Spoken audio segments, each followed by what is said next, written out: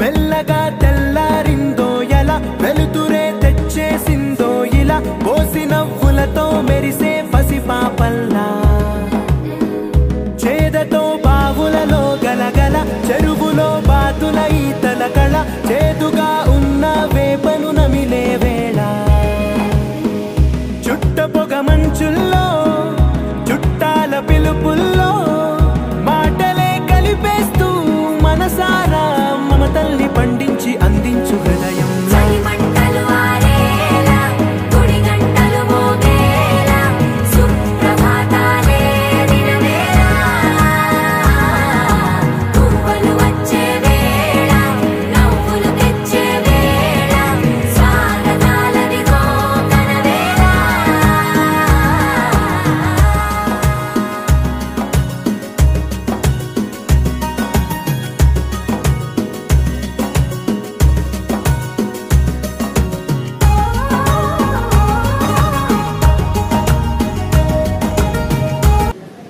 కలి ధర్మంలో ఇదిగో అదిగో అయ్యే కలి ధర్మంలో ఏం కావాలి? ఈ కలి ధర్మంలో ఒకటే జన్మరాహిత్యానికి మార్గం భగవంతుడే చెప్పాడు. స్మరణ చెయ్యండి. స్మరణ మానేసి ఆ అమ్మట్ట ఈ అమ్మిట్ట ఆ మామతో వెళ్ళిపోయింది, ఏమేమతో ఎగిరిగిపోయింది, ఈడు గెలుపుకుంటున్నాడు, ఈడు గీక్కుంటున్నాడు. ఇయ్యా నిజం చెప్పండి తల్లులు, మీ వయసుకి ఏం చేయాలి?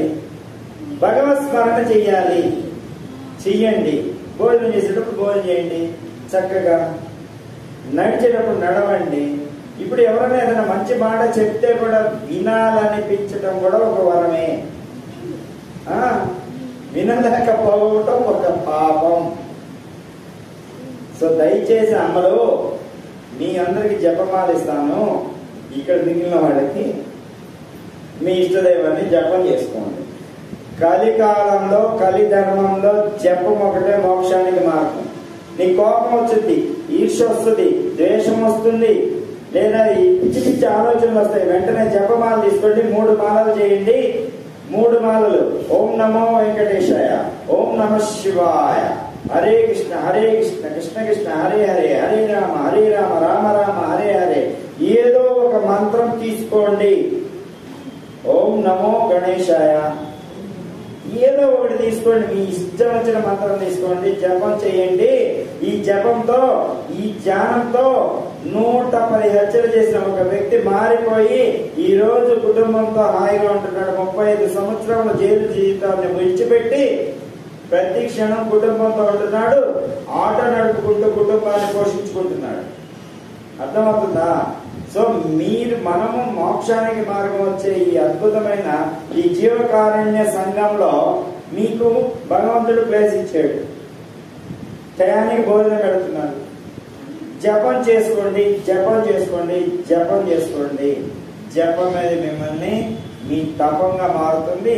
ఆ జపం తపస్సుగా మారి ఆ తపస్సు మిమ్మల్ని మోక్షానికి మార్గం తీసుకెళ్తుంది. మరు జన్మ లేకుండా. బాగుందా ఈ జన్మ? ఏమన్నా బాగుందా? నిజం చెప్పండి. మానవ జన్మ ఎవరికైనా కష్టాలు తప్ప. శ్రీకృష్ణుడు అంతటి వారికే తప్పలా, రాముడు అంతటి వారికే తప్పలా. రామ జన్మ ఎత్తాడు కదా, మానవ జన్మ ఎత్తాడు కదా భగవంతుడు. జీసస్ ఎత్తాడు కదా, జీసస్ కి తప్పలా కష్టాలు, రాముడికి తప్పలా కష్టాలు, శ్రీకృష్ణుడు వారికి తప్పలా కష్టాలు. మనమెంత బహుక్లేశం సుఖం అంట.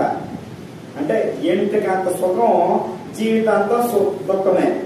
అవసరమైన జన్మ భగవంతునితో ఐక్యం కావడానికి, భగవంతుని చేరడానికి, పరిశుద్ధ ఆత్మతో భగవంతునితో విలీనం అవడానికి, కలవడానికి మార్గం జపం, కేవలం జపం.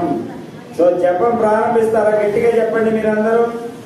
జపం చేసిన మేము ప్రారంభిస్తాం చెప్పండి. ముందు తర్వాత ఏమైనా డౌట్లు ఉంటే మాట్లాడుతున్నాం. మేము జపం ప్రారంభిస్తాం చెప్పండి. నోడుతున్నాం ఈ నోరు ఎవరు వేరే వాడికి తెలుస్తారు.